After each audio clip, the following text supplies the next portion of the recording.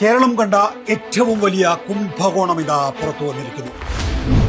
മുണ്ടക്കൈ ചൂരൽമല ദുരന്ത ബാധിതരെ സഹായിക്കാനെന്ന പേരിൽ കോൺഗ്രസ് പിരിച്ച ഫണ്ടിന്റെ കണക്ക് KPCC പ്രസിഡന്റ് പുറത്തുവിട്ടിരിക്കുന്നു. ഒന്നുകിൽ കോൺഗ്രസിനെ വിശ്വസിക്കാൻ ഇന്നാട്ടിലെ ഒരു കുഞ്ഞുപോലും തയ്യാറല്ല, അല്ലെങ്കിൽ പിരിച്ച പണം മൊത്തത്തിൽ കോൺഗ്രസ് അടിച്ചു മാറ്റി.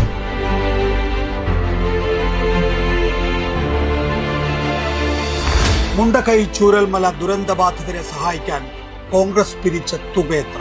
അക്കൗണ്ടിൽ ആകെ ലഭിച്ചത് 5,38,21,632 കോടി രൂപയാണ്. എന്താ കോൺഗ്രസ് ചെയ്ത് 36,72,50,277 രൂപ ലീഗ് മാത്രം പിരിച്ചിട്ടുണ്ടല്ലോ. ലീഗിന്റെ ഇതേ ആപ്പ് വെച്ചാണ് കോൺഗ്രസും പിരിച്ചത്.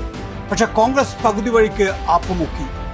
എന്തേ ആപ്പ് മുക്കിയത് എന്ന ചോദ്യത്തിന് ഞങ്ങൾ ആവശ്യത്തിന് പണം പിരിച്ചു, പിന്നെന്തിനാണ് ആപ്പ് നിലനിർത്തുന്നത് എന്നായിരുന്നു പ്രതിപക്ഷ നേതാവിന്റെ മറുപടി.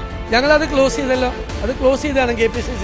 എന്തിന് ആപ്പിലൂടെ പിരിക്കുന്നു എന്ന ചോദ്യത്തിനും കോൺഗ്രസ് മറുപടി നൽകിയിരുന്നു. സംഭാവനകൾ നൽകിയവർക്ക് രസീത് ലഭിക്കും. എത്ര പേർ സംഭാവന നൽകി എന്നും അറിയാനാകും. സുതാര്യതയ്ക്ക് വേണ്ടി ആപ്പ് ഉണ്ടാക്കി, സുതാര്യത അപകടമായപ്പോൾ ആപ്പ് മുക്കി. മാതൃഭൂമി ടെലിവിഷനിലാണ് നാടകത്തിന്റെ തുടക്കം. അഭിലാഷ് മോഹൻ എന്ന അവതാരകന്റെ മുന്നിൽ രാജു P. നായർ കൈകെട്ടി നിന്നു. 100 വീടുള്ളത് കോൺഗ്രസിന്റെ പ്രോമിസ് ആണോ? ആണ്. നിങ്ങൾ എത്ര രൂപ ഇതിനോടൊക്കെ സമാഹരിച്ചു? ഒരു ചോദ്യമാണ്, ചോദ്യം മാത്രമേ ഉള്ളൂ. അദ്ദേഹം ആ ചോദ്യത്തിന് തടിവെച്ചു, തർക്കമുണ്ടാക്കി. ഒന്നുകൂടി ചോദിക്കാം, 100 വീടിന് ശ്രീ രാജു P. നായർ കോൺഗ്രസ് എത്ര രൂപ സമാഹരിച്ചു? തുടർന്ന് സമൂഹ മാധ്യമങ്ങളിൽ ബഹളമായി. ആപ്പ് എവിടെ എന്ന അന്വേഷണമായി. പ്ലേ സ്റ്റോറിൽ അന്വേഷിച്ചപ്പോൾ ഇതായിരുന്നു മറുപടി. ഇപ്പൊ നമ്മൾ പ്ലേ സ്റ്റോർ അല്ലെങ്കിൽ ആപ്പ് സ്റ്റോറിൽ നിന്ന് ഈ ആപ്പ് ഇൻസ്റ്റാൾ ചെയ്താൽ new version available thank you എന്ന് കാണാം. താങ്ക് യു ക്ലിക്ക് ചെയ്താൽ വീണ്ടും പ്ലേ സ്റ്റോർ അല്ലെങ്കിൽ ആപ്പ് സ്റ്റോറിലേക്ക് പോകും. സ്വാഭാവികമായും അപ്ഡേറ്റ് ഒന്നുമില്ല, സെയിം ലൂപ്പ്, ഒന്നും സംഭവിക്കില്ല. ആപ്പുമില്ല, കോപ്പുമില്ല, ഇപ്പൊ വീടുമില്ല, ഫണ്ടുമില്ല. ദുരിതബാധിതരുടെ തലയിൽ ഇടുത്തി വീണതുപോലെ ആയിട്ടുണ്ടാകും. മുണ്ടക്കൈ ചൂരൽമല ഉരുൾപൊട്ടലിന്റെ അതിജീവനത്തിന്റെ കരുത്തുറ്റ ഒരു മുഖമാണ് നമ്മുടെ പ്രിയപ്പെട്ട ശ്രുതി. ശ്രുതിക്ക് 30 ലക്ഷം രൂപ ചെലവ് വരുന്നതായ 1500 സ്ക്വയർ ഫീറ്റ് വീടാണ്. ഇതിന്റെ ലേഔട്ടേ കണ്ടില്ലേ? എന്താ സംഭവം? 120 ദിവസം കൊണ്ട് ശ്രുതിക്ക് വീട് നൽകുമെന്നായിരുന്നു സിദ്ദിഖ് പറഞ്ഞത്. എന്നാൽ ഇതുവരെ വീട് കൊടുത്തില്ല.